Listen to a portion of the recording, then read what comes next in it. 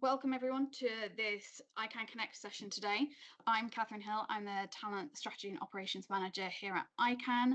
I'm very excited for this session today in the lead up to our ERG conference. So we have Richard Etienne, who will be doing a 15-minute presentation and then a bit of a fireside chat with the team. And I think this is a really great session on the power of communication. So really about how you can communicating as a business, as your ERG, and what influence that has, and identifying how that can improve to create more impact as an organization and for your community and what you're doing. So some really exciting topics that will come up, which Richard is going to touch on in a second. But I just wanted to share a little piece around as this is part of something in our lead up to the ERG Blueprint Conference on the 28th of April, where we have some great speakers, some great panels, workshops, masterclasses on all things that you might be thinking about as an ERG or D&I professional.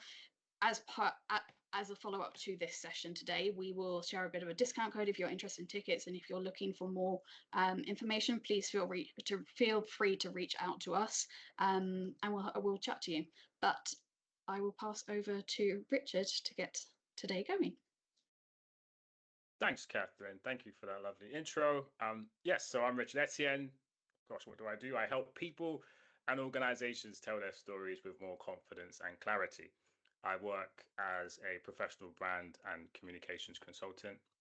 However, my real focus is helping quieter voices be heard and valued at work. So I used to be the official videographer to the UK Prime Minister, then UK Prime Minister Theresa May, which gave me a front row seat to how leaders communicate under pressure. And previous to that, I worked, again, a videographer for the Cabinet Office at Buckingham Palace as part of the Commonwealth Heads of Government meeting. And these days, I now spend my time running workshops and talks like these on all sorts, ranging from leadership, communication, personality. I'm also the founder of the Introvert Space, helping supporting introverts to thrive in a workplace. Also, just separately, while I'm doing that, I'm also like wrestling with the piano scales because I'm learning to play piano because my son, I can't help him with his homework anymore because he's just like he's thriving, he's gone. But yes, today we are talking about the power of communication for ERGs and how we can turn that activity that these wonderful groups do into influence. And I just want to begin actually with a simple question. So think about the last ERG event you attended or you helped to organize, and it may have been an event like a panel discussion, a networking event, a speaker session just like this one, and then ask yourself, did that activity change anything? And by that I mean, like, did it influence how senior leaders think about inclusion? Did it shift a pending decision? Did it change how colleagues saw the organization or themselves? Or did it just simply exist as another well-intentioned event during a very busy calendar? And this question sits at the center of today's conversation because networks like ERGs are incredibly active within many organizations. Events are organized, speakers are invited, conversations hosted. Great things, right? Yet many networks still find themselves asking the same quiet question behind the scenes. And that question is, why does so much effort not always translate into influence? Over the past years, the expectations around ERGs have changed significantly, right? So if we think back to that period between 2020, 2021, organizations experienced something quite profound. The pandemic disrupted how we viewed work, or how we worked and how we connected with each other. And at the same time, the murder of George Floyd triggered global reflection around race, fairness, structural inequality. And it really took people to be stuck in their homes to notice this. And during that period, many organizations turned to their employee networks in ways that they hadn't before. And so ERGs were suddenly sources of insight, community support, and leadership guidance. And I saw this firsthand because at the time I was co-chairing an employee network in a central government department um, supporting Black ethnic, minority ethnic, basically non-white colleagues. I don't know. That's it. BAME. It was called BAME. I'm glad they got rid of that title now. And that period was quite intense. You know, my peers were dealing with grief, anger, uncertainty, isolation. And I noticed many departments were trying to respond responsibly, however, were unsure how to navigate that moment.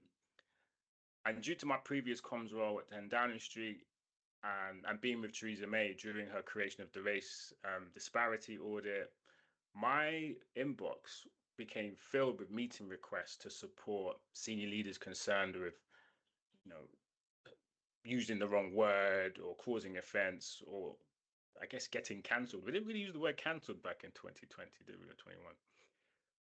In fact, I wrote a piece for DNI Lead or contributed to a piece that an organization called DNI Leaders wrote.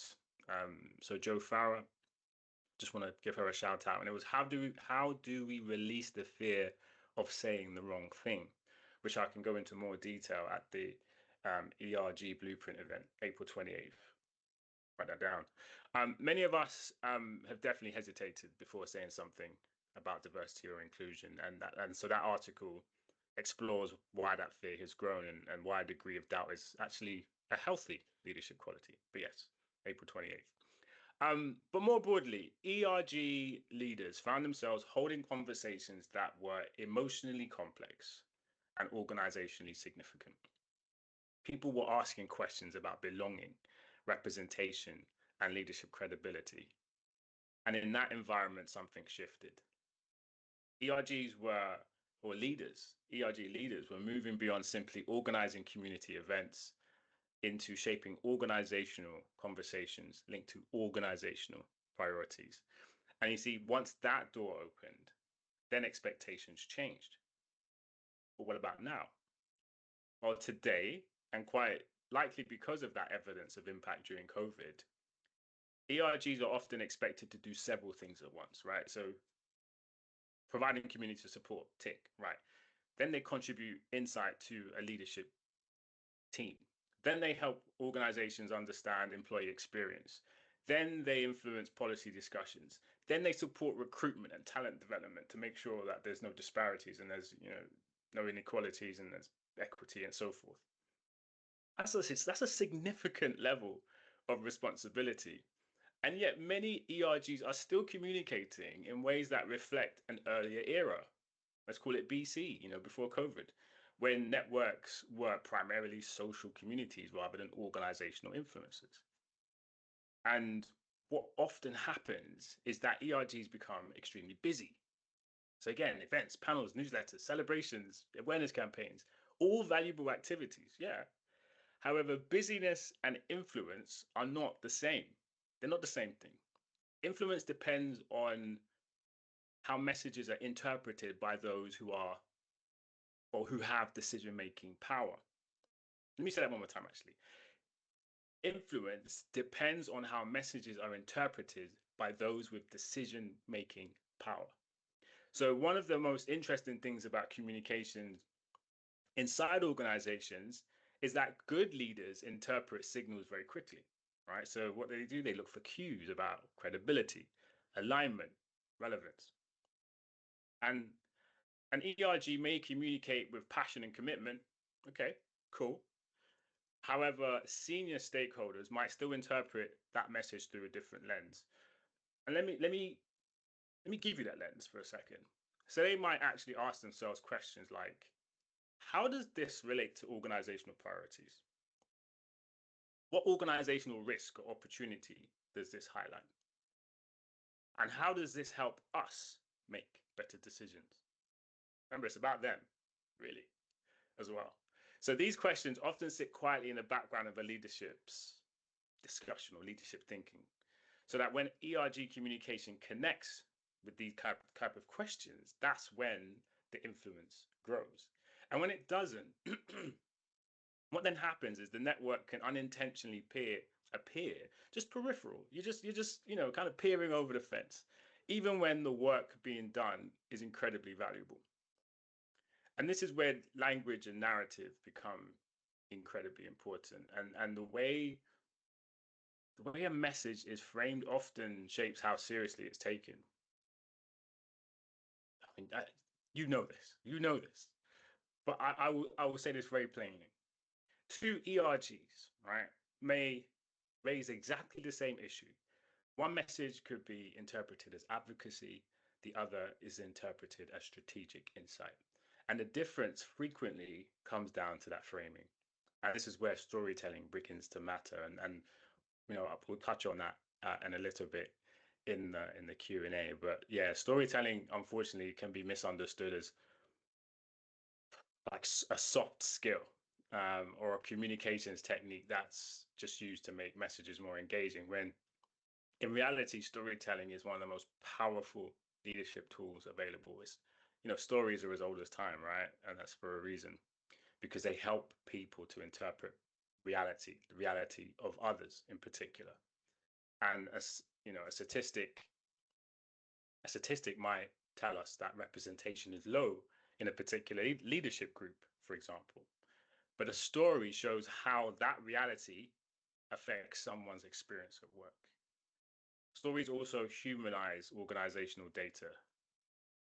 Well, I guess that's it really, summary, isn't it? Because they create emotional understanding. They make abstract issues visible. Yeah. So in many workplaces, certain communication styles dominate discussions as well. That's another thing, because the work that I do really gets organizations to think about those reflective thinkers as well, whose insights emerge through observation, through careful thought and lived experience. So I'm going to go there. Introverted colleagues often bring a different type of perspective. They notice patterns, they analyze dynamics, they see connections that others may miss. And when storytelling creates space for those voices, organizations also gain a much richer understanding of themselves. And it's in that authenticity of comms, meaning when organizations allow real voices to be heard, that's when the message carries weight. So I just want to make sure I'm in time. So in closing, I would say this to you. As our leaders of people and culture, please reflect on the importance of your role today in understanding how communication habits are evolving.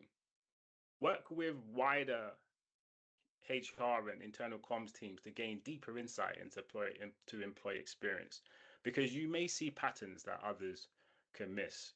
And it all just comes down to how those insights are communicated so that you can move from activity to influence. So yeah, as we move towards the ERG Blueprint Conference, today's conversation is just really about reflection. It's an opportunity to think about how ERGs position themselves and how they communicate their insight, and how storytelling can support credibility and impact. Because when comms evolves into strategic positioning, both the role and perception of ERGs can evolve beyond communities of belonging into genuine sources of organizational wisdom.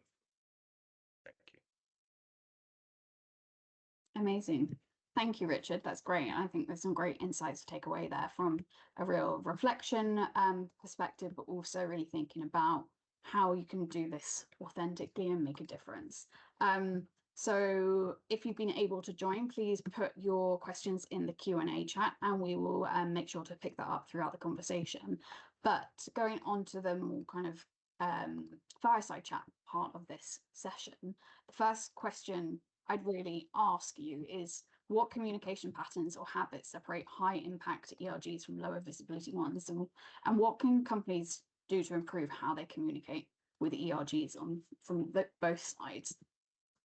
Yeah, I like that question because it comes down to interpretation. It's a bit like what I said earlier. So with high activity ERGs, they often assume that the evidence of their effort communicates value. And the thing is, however, doing a lot but not much changing from an organizational standpoint is yeah, it's not the best. So high impact ERGs tend to do less explaining and more connecting. So I think the communication pitfall I repeatedly see is something that I would call the calendar trap. So it's, and I still kind of do this myself, where you mistaken a full program of events for for strategic presence. You know, it's possible to be consistently or constantly visible and still not that influential. So I think the question worth asking ourselves is, you know, if we removed a quarter of what we do, half of what we do, you know, would our impact actually diminish? Because if the answer is often more revealing than expected, I've had to do that. I've taken away about 25% of my to-do list, and not much has actually changed in terms of output and impact. So I was like, okay, I'm falling into that calendar trap. And do you think busyness gets confused with influence sometimes when you're kind of doing these things? Yeah, because the one thing I talk about when it comes to brand, so personal brand, it's adjacent, but it's related. I often define that as what people say about you when you're not in the room.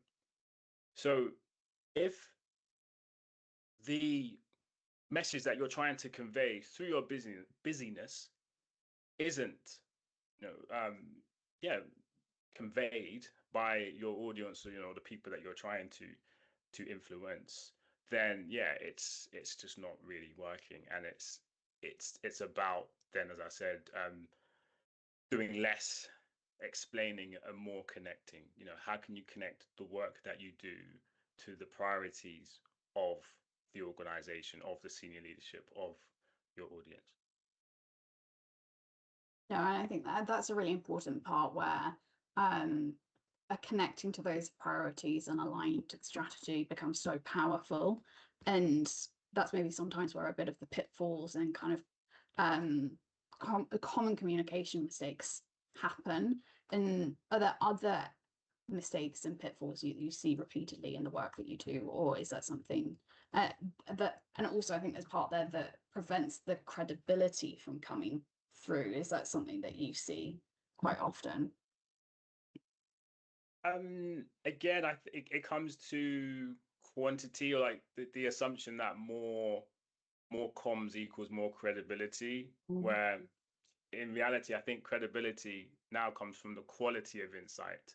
So I was always told, well, not always told, I should say, I was told very early on in my personality introvert, you know, journey, go and get data. Like you need numbers. You can't go to these big organizations and preach and say, look, you know, you need to do personality training. Go and get the numbers. And so, yeah, forget about the frequency of its presence. You know, your comms presence in inboxes or event calendars. You know, there'll be global EDI days every year. You know, and these events, and you know, they bring your messaging to the fore, sometimes without much effort, right? You know, it's mental health week. Hey, let's do something about mental health. No, let's actually go and get some credible data, some insightful information that will work all year round, regardless of major events. Yeah, and I think you've touched on something really nice there about how the language, narrative, and framing it shape whether ERGs are supported, funded, and are listened to. And I guess the main question that I have there is around why does framing often matter more than that volume, and how does senior stakeholders typically interpret that language, or what are the language signals that really make a difference to senior stakeholders?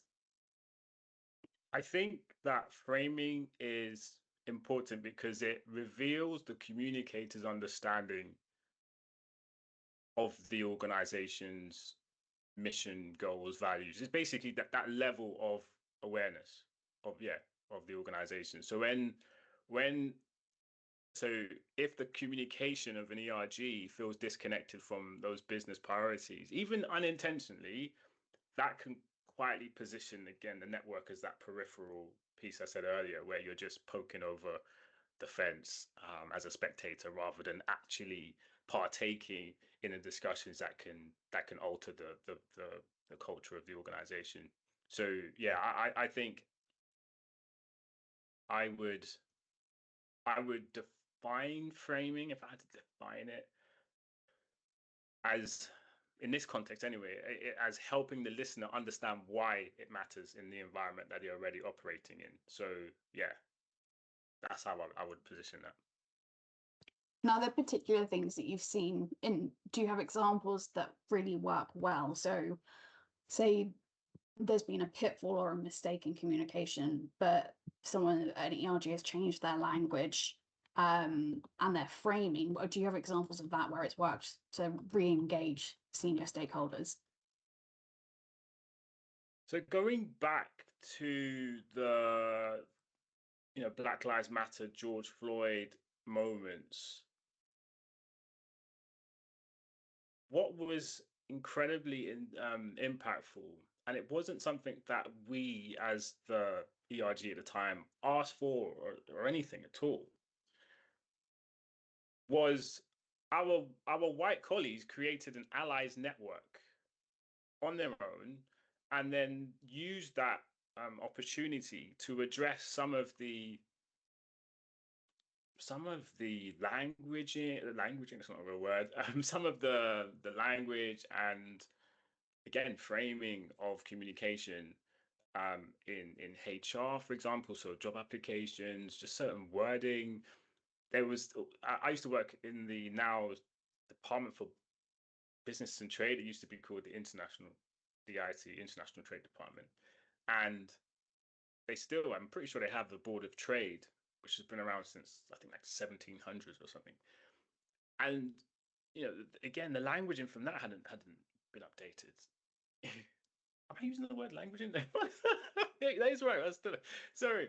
And so, yeah, so that network took it upon themselves to go ahead and proactively challenge these narratives to, again, make the internal experience and of our colleagues fairer, because there's no point doing the external messaging where we use those words, we are committed to, when internally we haven't addressed the bones in the closet, so to speak. So yeah, that is definitely an example that I've lived through that I was not expecting, and I think it came down, yes, to the terrible things happening externally on the news and so forth, but also because we decided as a resource group to keep our messaging, our language in line with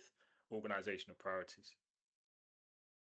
And I think that what you're talking about that shows there's so much of a two-way street. It has to be, and it's a conversation. It's what the business thinks is the appropriate language, but also then the resource groups and the communities, and making sure that that's a constant conversation. And I know when we had our briefing call, we picked up on a couple of words that companies always use, like solutions or initiatives. Those are some of the things that always come up as a language point to always use, but actually that it's much more complex by using certain phrases or certain words that can get really misconstrued, which I think is a really interesting point. And that's why it's so important to have such a kind of open conversation and listening from both sides.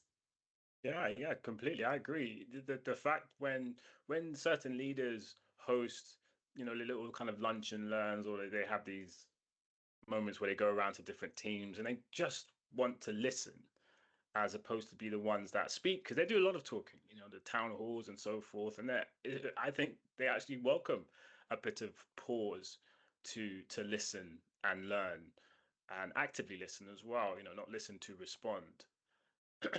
And and then going kind of again towards the personality side of communication, and providing different platforms as well for people to share their insights, because not everyone is. I mean, even I'm looking at people on this call. Not everyone's going to want to put up their hand or speak. There'll be those who will listen to this session, ponder, reflect, and actually then message either one of us separately or together, and ask a question or share their insights. And it's just creating that space for inclusive communications. You can learn so much because we cannot, those leaders cannot do anything without you, without us collectively. So let's make sure they hear us.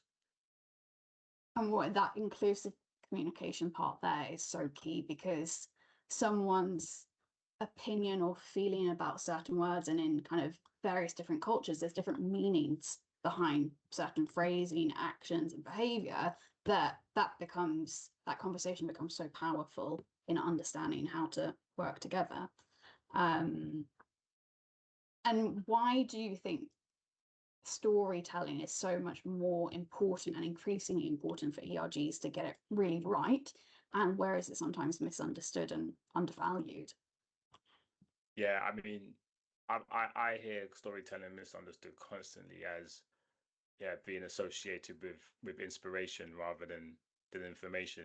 So, like, do you remember the Christmas ads? I mean, everyone still, not everyone, a lot of people are like, oh my god, the John Lewis ad is out. Let's check that. And these Christmas ads, yeah, great storytelling. However, if by the end of the advert it didn't have a call to action, I'd be like, I'm crying. Let me grab my Kleenex tissues, and I'm not going to John Lewis to buy them. I'm going somewhere else to get them. So it's more than just inspiration. There needs to be that information piece, but they need to insight. They need to make the insight tangible. So as I said earlier, there's a statistic that might tell a leadership team retention is lower among a particular group. That's useful, but it's abstract. A story will tell the leadership team what that experience actually feels like inside the organization, and then suddenly that issue becomes real rather than theory based. And I, as a filmmaker, that's all I know is storytelling. I do my best to ensure that, yes, you see the headline. So with Theresa May, for example, yes, you see the handshake with the other world leader. Yes, you see the press conference. That's the headline. But what's the story? The story is seeing all of the work that goes behind the scenes on the lead up to said event. Now you're seeing, oh, wow, we know she didn't vote for Brexit, but she's working really hard to make this thing work for the people that did vote for it. Now, all of a sudden, I really respect this woman. So as a leader for my country. So yeah, it's that. Can we get the headline and also the story, and make sure that the insights are tangible? And I think the methods of communication there's so many options available. So for you, from kind of a journalism, but also a filmmaking perspective, there's other options that different people, like you were talking about the introvert extrovert piece, some people will communicate and respond better to certain things, whether it's film, whether it's kind of imagery, whether it's specific employee stories, whether it's a town hall, whatever that is. What have you seen that what have you seen that works really well in that storytelling toolbox, but also what other options are available?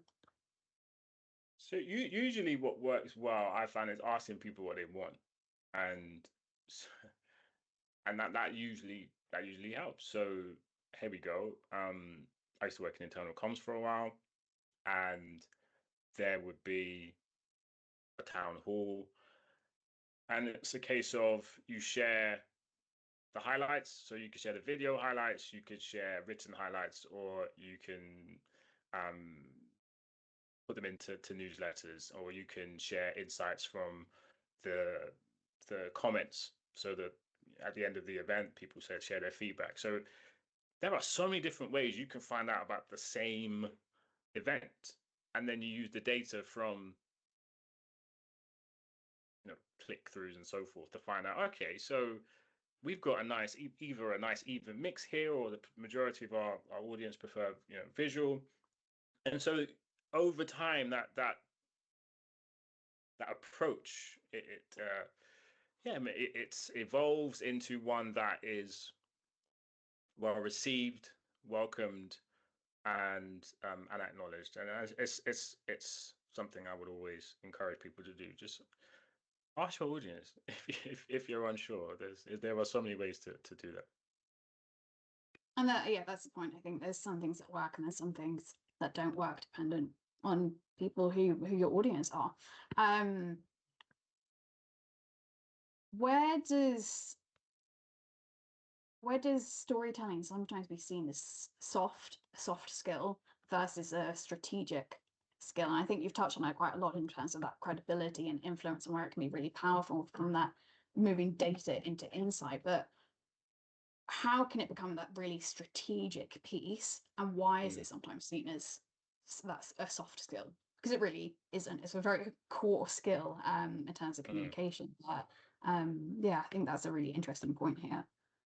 Okay, I like that. Okay, so let's go strategic. Let's put a strategic hat on. So I think that a really strategic, self-reflective question we could ask ourselves is, what area or areas of change is our ERG currently sitting on that's not being communicated in a way that lands? Because here's the thing. I hope we can all relate to, where we do some things amazingly well, and someone will come and compliment you on that, and you're like, "What? Really? I mean, I just do this thing." But no, that's awesome to your audience, but it's not great to you because it's just what you do. Because especially if you're passionate about something.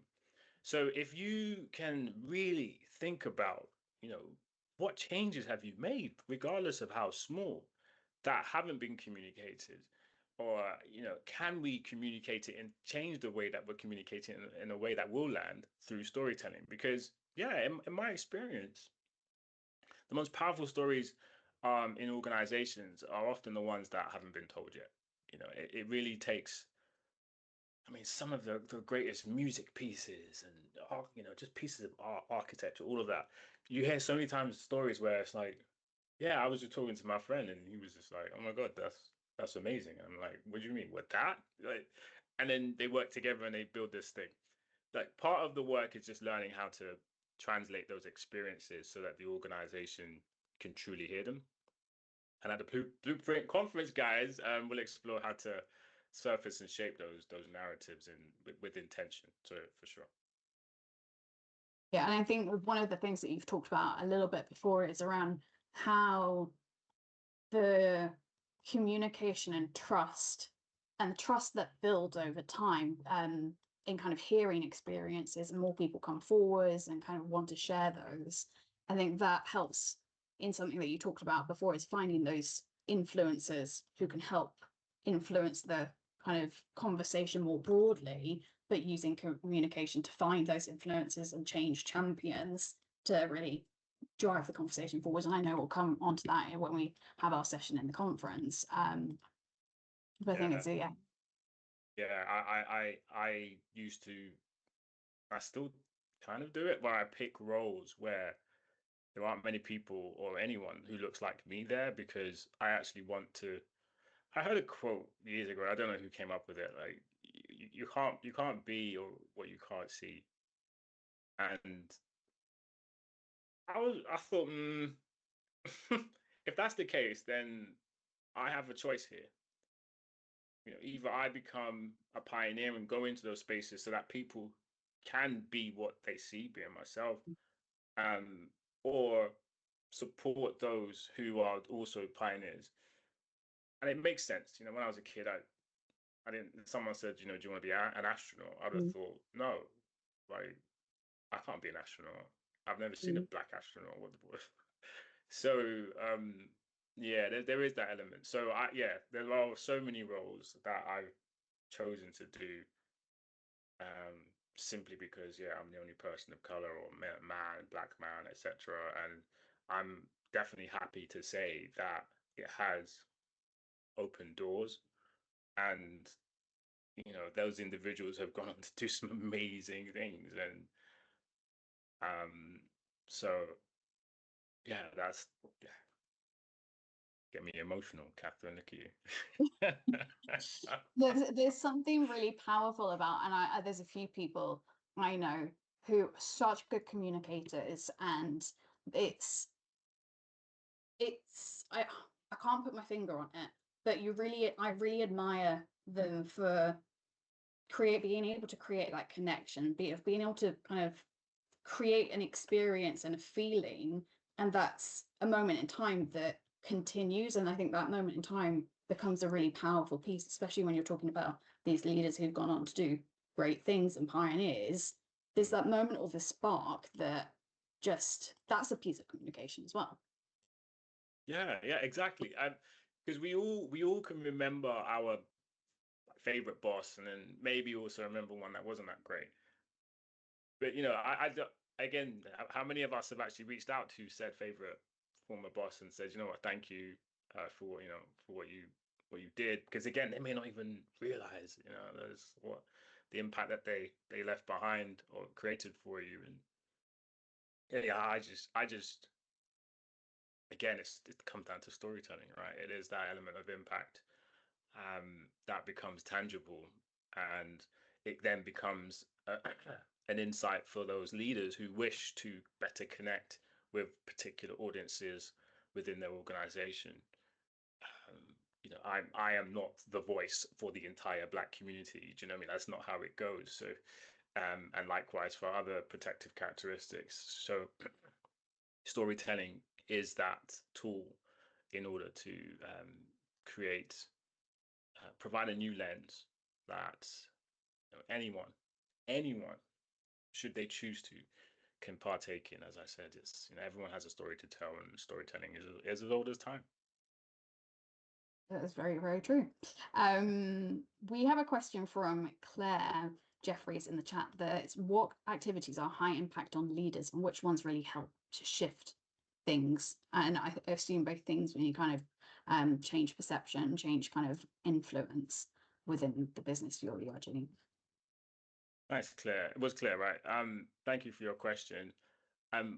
Where the most high impact forms of communication is when particular groups or committee groups are put together, where you have members of staff from different hierarchical levels, let's say from junior level up to senior. So, for example, I've been part of two gender pay gap committees, or not networks, but like groups, committee groups, and I didn't need to be a senior manager to be part of that group. That was something that was opt-in, and that way you get that senior leader or senior leadership group gets insights from across the board, across teams, and is actually well respected because of the variety of feedback input that is received. And for a topic as big as the gender pay gap, for example, it was greatly appreciated, and it was wonderful to see that the figures, narrowing, or at least coming down year on year for the times that I was at that organization. So yeah, definitely when individuals from different rankings, teams, and the rest of it are brought together is the most impactful I've seen. Perfect. Thank you. And thank you, Claire, for your message. And do you think there's something around the expectations of how ERGs are positioned and what they need to be working on, how they communicate has changed over the years? And why does that shift matter to community engagement? So so what was it, 2019? Yeah, end of 2019, I was appointed co-chair of that name network. And prior to that, I remember going along to certain events they may have. But if someone asked me, what do they do? What do ERGs actually do? I really couldn't answer that clearly. And it's not. I'm trying to think why that would be, because it's nothing to do with not receiving newsletters. I got the newsletters and stuff, but I think it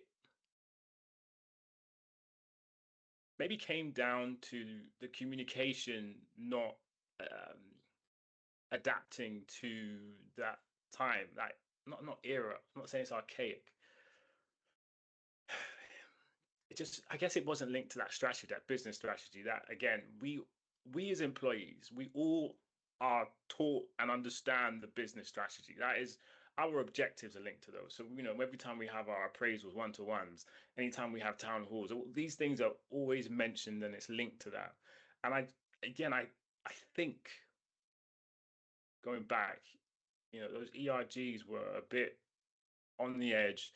They were like community groups. Hey, I'm gonna go and hang out with some people I've not met before and drink some juice and network. But actually, the reason, I think that's what it is. Yeah, like the reason for their existence. What was the end? What was the goal? Because ultimately, isn't Catherine? Let's just go for a wonder here.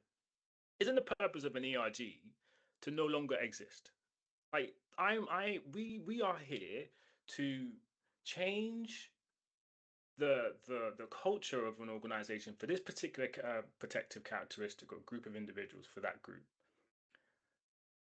And once we are there, once we have done it, that's it.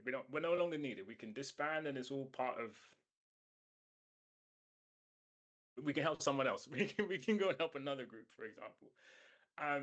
Yeah. So maybe I totally forgotten the question, but that's okay. I'm just gonna go.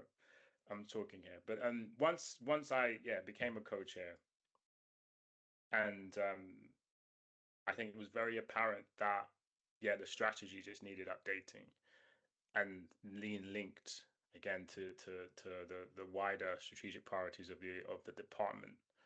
And then once that happened, it was, and I say the word easier very loosely, but it was easier to then act accordingly once those events in America happened, because we did have a strategy in place. We had individuals who knew their role and what part to play once they were called. And the permanent secretary, who is now the head of the civil service, actually, Antonio Romeo, awarded my co-chair Beth and I at the end of our term to acknowledge the work that we did with that ERG. So it's a lot about strategic linking. No, and I think the ultimate goal is for ERGs not to exist, but I also think there's something that people always change, society always changes, politics constantly change, and businesses, how they respond to that will always be evolving. So I guess that's the ultimate goal, but there will always be different experiences and feelings about how to navigate this. So I think there is always a place for ERGs, what that looks like and how community focused that is. Don't know. We can speculate, we can think, we can dream. But that links onto a really good question in the chat from Ashanti Swan. How can ERGs ensure they're inclusive and represent all voices within the community?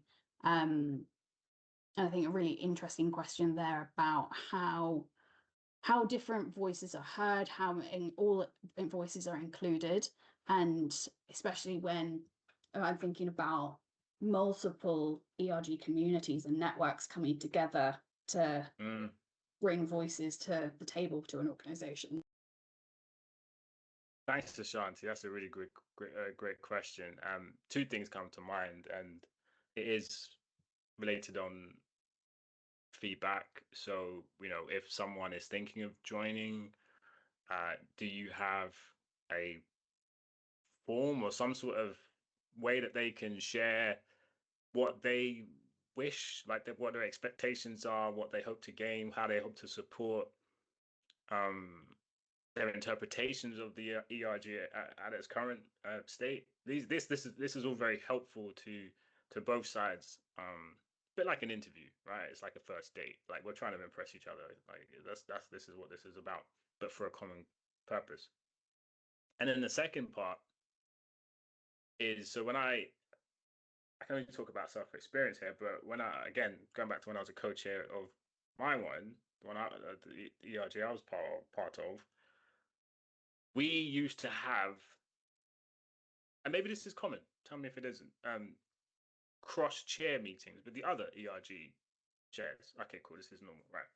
And because I touched on this very, very briefly in my talk earlier, but if you work with HR teams, internal comms and so forth, you'll be able to see things that others don't. So I'm pretty sure these other co-chairs or chairs will be able to pose certain questions, give you certain reflections to go away and think about, because like I do. I remember just being sat in a meeting once, and someone said, "Well, so what happens when you've got a black female who is disabled?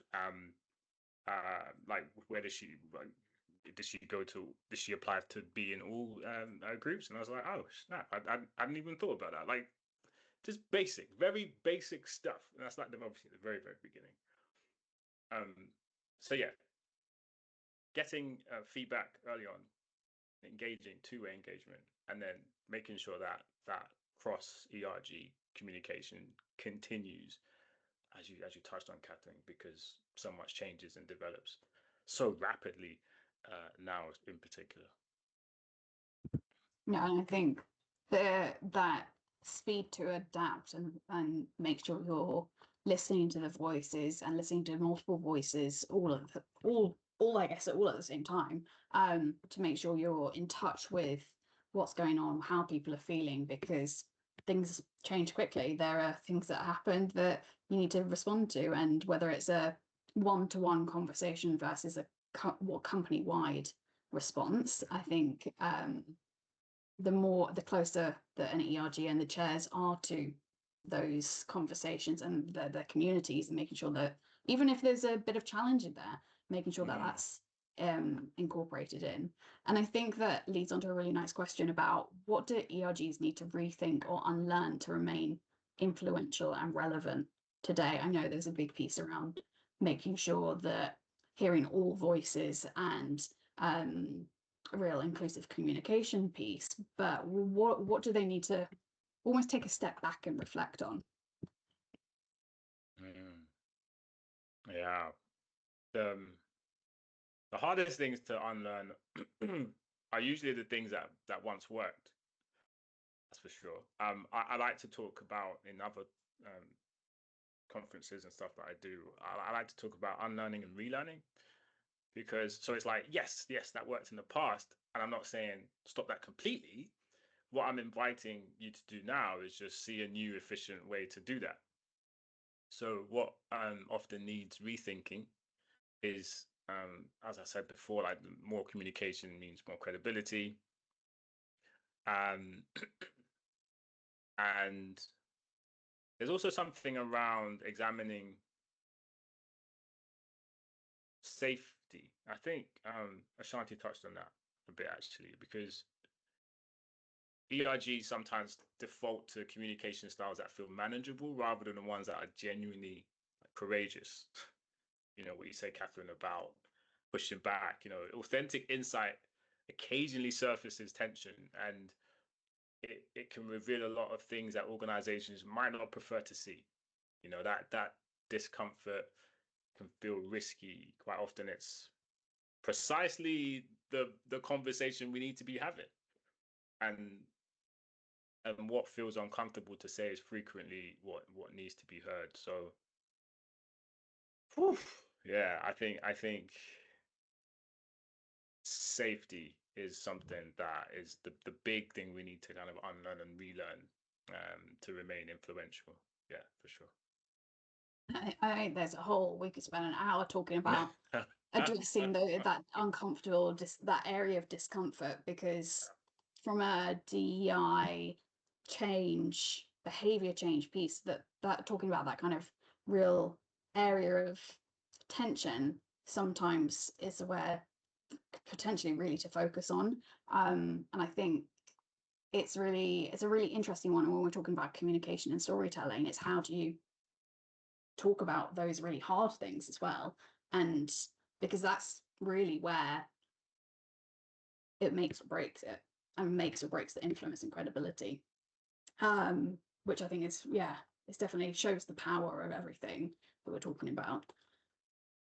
Yeah, I mean, why do we think documentaries are so powerful? And you know, certain biographies are not all, you know, kind of rosy. Hey, my life was great.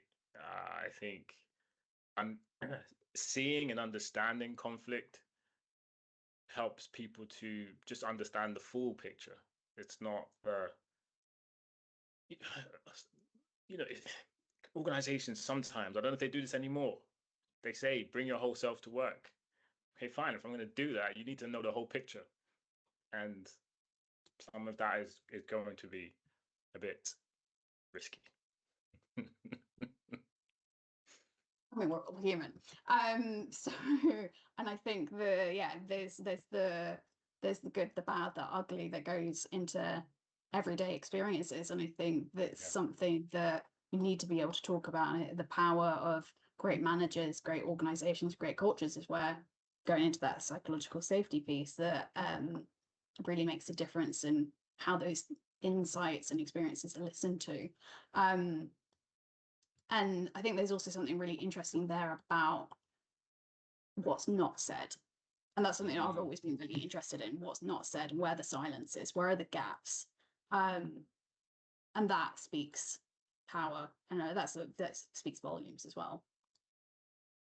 For sure, for sure. I guess this is, and I presume or assume this is why certain individuals are elected or chosen to lead these certain groups,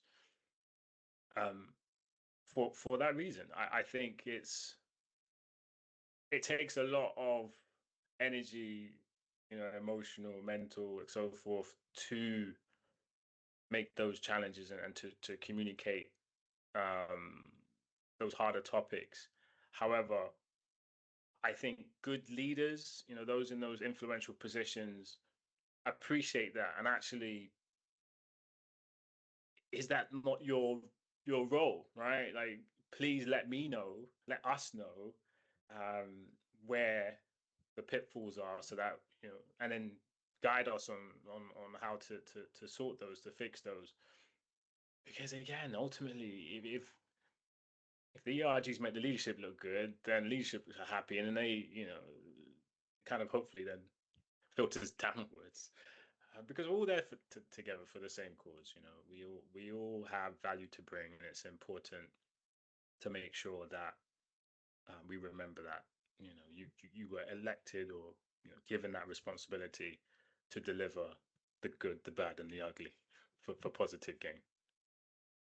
No, and I think that they've been elected to, again, have those hard conversations and really share where they see the organization kind of moving forwards in how to address some of the issues, but also the really positive things, and shout about the what should be celebrated.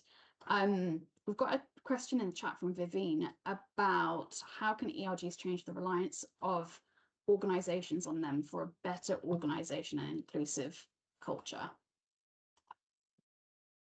Vivine, I mean, that's a great question. I feel like, isn't that the ultimate goal? Like, how do we do that? That's a whole nother conversation that I would need to ponder on. But there is that element of giving them independence gradually. So perhaps having a senior leader. Do you invite senior leaders into your meetings, for example, to be an observer? Do we have an opportunity to attend some of their meetings, C-suite level, etc.? Again, either silent observer, presenting something, etc., etc. Partnerships grow in strength when they understand each other better.